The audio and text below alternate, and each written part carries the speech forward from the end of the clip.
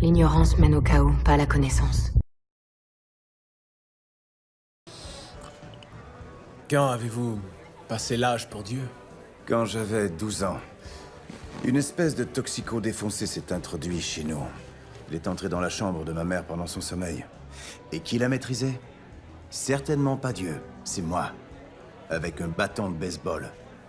Voyez-vous, mon père, en ce moment même, chaque jour, des gens se font agresser, dépouiller, tuer, violer. Où est Dieu pendant tout ce temps? Dans le cœur des gens comme vous qui font tout pour empêcher le mal.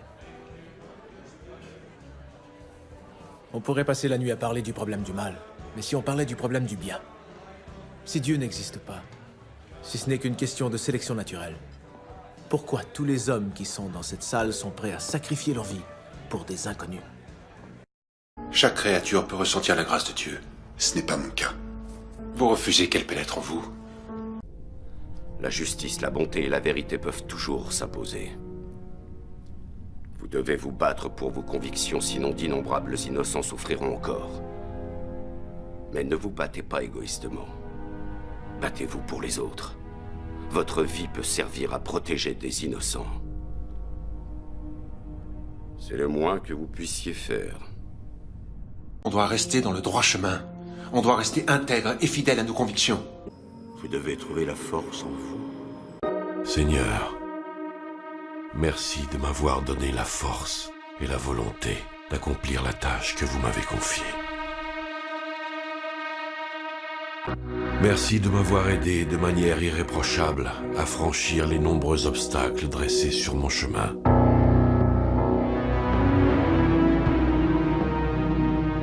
Merci de m'avoir donné la détermination quand tout semblait perdu. Merci pour votre protection et pour les nombreux signes que vous avez envoyés. Merci pour tout le bien que j'ai fait et je regrette le mal que j'ai dû faire. J'ai mené un juste combat et ne me suis pas écarté du chemin. J'ai gardé la foi.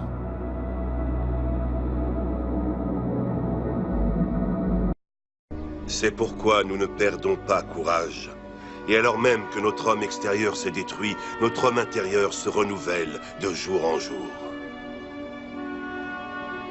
Car nos légères afflictions du moment présent produisent pour nous, au-delà de toute mesure, un poids éternel de gloire. Nous savons en effet que si cette tente que nous habitons sur la terre est détruite, nous avons dans le ciel un édifice qui est l'ouvrage de Dieu. Une demeure éternelle qui n'a pas été faite de main d'homme.